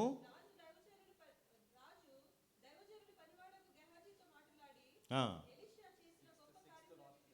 ఆ, ఆమె సొత్తు యావత్తును ఆమె దేశం విడిచినప్పటి నుండి నేటి వరకు భూమి ఫలించిన పంట యావత్తును ఆమెకు మరలా ఇమ్మని సెలవిచ్చాను. ఇవన్నీ చూస్తుంటే మీకు ఇవన్నీ టైప్స్. ప్రభువారు మరలా తిరిగి మనకి ఏదో మనకి సంబంధించింది ఇవ్వను ఉద్దేశించి మనల్ని ఈ చర్చ్ కాలంలో మనల్ని సాక్షులుగా మనల్ని టెస్టిఫై చేయమని, టెస్ట్ మనీ కలిగి మరి కొనసాగించడానికే ప్రభువారు మనల్ని పిలుస్తున్నారు. హల్లెలూయా. చూడండి, ఎన్ని ఛాలెంజెస్ వచ్చినా, రూత్కి ఎన్ని ఛాలెంజెస్ వచ్చినా తన వెనక్కి మడం తెప్పలేదు, నిర్ణయం చేసుకుంది. హల్లెలూయా, ప్రైజ్ ద లార్డ్. ఇంకొక 2-3 చెప్పి నేను పాస్టర్ గారికి అప్పచెప్తాను. రేహాబ్ కూడా చూడండి, రేహాబ్ కూడా చాలా మొండిది. దేవుడికి తప్ప ఎవరిని భయపడనని నిర్ణయం చేసుకుంది. అవటానికి తనకి పాత జీవితం ఏమి అంత గ్రేట్ ఏమి కాదు, కానీ ఎప్పుడైతే తన సేవకులతో కలిసి ఆ యుద్ధంలో ఇంకా జోషువతో కలిసి ఇంకా వీళ్ళతో పాటు ఉండాలి, దేవుని బిడ్డలతో పాటు ఉండాలని నిర్ణయించుకుందో, ఇంకా అక్కడి నుంచి తనకి ఎంత దేవుడు అంటే ఎంత నిర్ణయం తీసుకుందండి, ఇంకెవ్వరికి భయపడటం మానేసింది, ఒక్క దేవుడికి తప్ప. హల్లెలూయా. అప్పుడు తన ఇంటికి ఏదో ఒక రెడ్ కలర్ ఒక రోప్ కడితే నేను అనుకోవడం అది యేసు రక్తాన్ని సాదృశ్యంగా ఉంది. అలాగా తన ఇంటి వారిని రక్షించుకుంది. Praise the lord. ఎంతమంది సంతోషంగా ఉన్నారమ్మా? ఎక్కడో మనం నిర్ణయించుకోవాలి చాలా బలంగా. దీని అంతటినీ మనం క్లోజ్ చేయడానికి 1 తెస్సలోనిక 5వ అధ్యాయంలోకి వస్తే మీరంతా చాలా జాగ్రత్తగా చూస్తే ఇదంతా కూడా పాత నిబంధనల నుంచి మనం చూస్తున్నాం. ఒక రాజ్యం ఇంకో రాజ్యం చాలా జాగ్రత్తగా 1 తెస్సలోనిక 5వ అధ్యాయం 1లో చూస్తే, సహోదరులారా ఆ సమయంలో గూర్చి మీకు రాయక్కర్లేదు, రాత్రి వేళ దొంగ ఎలాగ వచ్చునో అలాగే ప్రభు దినమును వచ్చునని బాగుగా తెలియను. లోకులు నెమ్మదిగా ఉన్నదని భయమేమీ లేదని చెప్పుకొని చుండగా గర్భిణీ స్త్రీకి ప్రసవ వేదన వచ్చినట్లు వారికి అకస్మాత్తుగా నాశనము తటస్థించును గనుక మాత్రమును తప్పించుకొనలేరు. సహోదరులారా, ఆ దినము దొంగ వలె మీ మీదకి వచ్చుటకు మీరు చీకటిలో ఉన్నవారు కాదు. అప్పుడే ప్రభువారు ఏమంటున్నారు, ఆ సమయాలు ఎవరికి తెలియదు అంటున్నారు. మళ్ళీ అప్పుడే ఏమంటున్నారు, నీకు తెలియపోవటాన్ని నువ్వేమన్నా చీకటికి సంబంధించినోడువా, నీకు అన్నీ తెలియాలి కదా అంటున్నారు ఆయన. ఆమేన్. సో ఇప్పుడు మీతో అటు డేవిడ్ కానీ ఇటు సొలొమోన్ కానీ ఇటు అనేక వాక్య భాగాల నుంచి ఏం చెప్తున్నారంటే, మీకు ఆల్రెడీ అన్నీ తెలుసు, టైం ఎంతో లేదు, అందుకని మీరు ఎలా ఉండాలో మీకు తెలుసు, మీరు వేరే వాళ్ళ గురించి పట్టించుకోవద్దు, మీరు చాలా జాగ్రత్తగా అధికారానికి లోబడి నా రాకడ కోసం సిద్ధంగా వేచి ఉండండి, వేచి ఉన్న వాళ్ళకి నేను దొరికాను. ఆమేన్. ఎంతమంది సంతోషంగా ఉన్నారు ఈ మాటలు విని? తర్వాత చూడండి అమ్మా,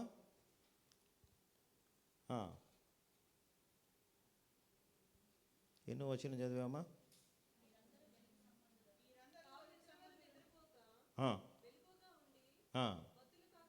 ఎన్నో వచనం అది? ఒక్క నిమిషం అమ్మా, ఐఎమ్ సారీ, బైబిల్ 6లో. కావున ఇతరుల వలె నిద్రపోక,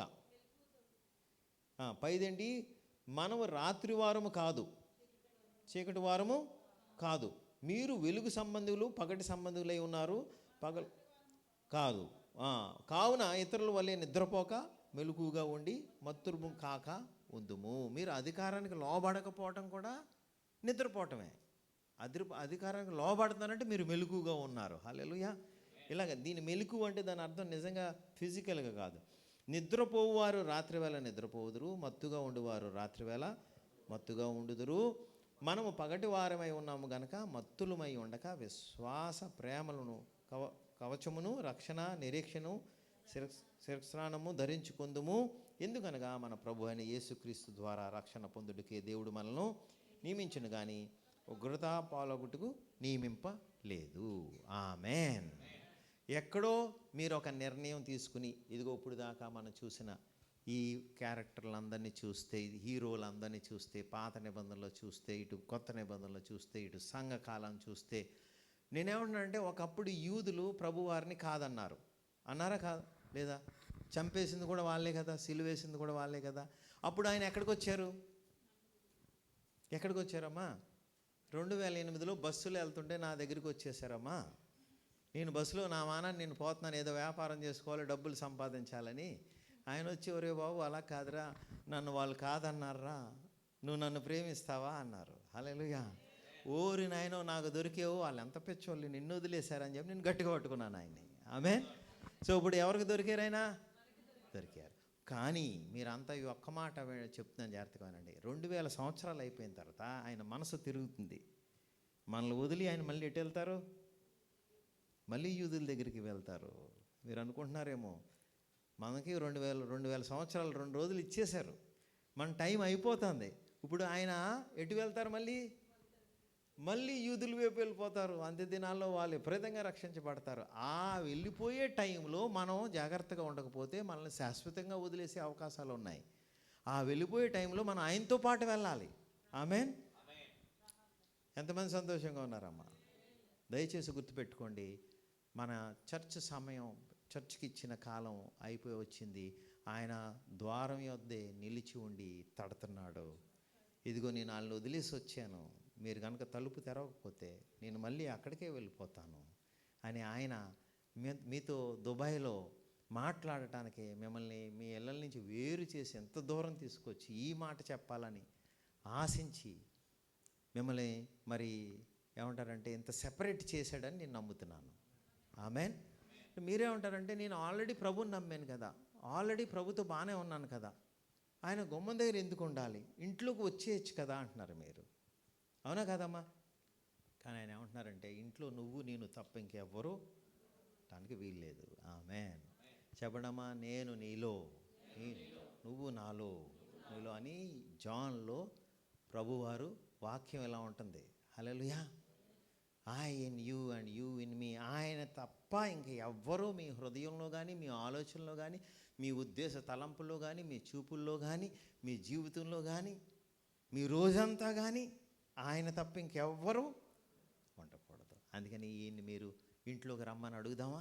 ఒకసారి అందరం నుంచి ఉంటే చిన్న ప్రార్థన చేద్దాం. అవును ప్రభువా, ఈ పాటికేనైనా మేము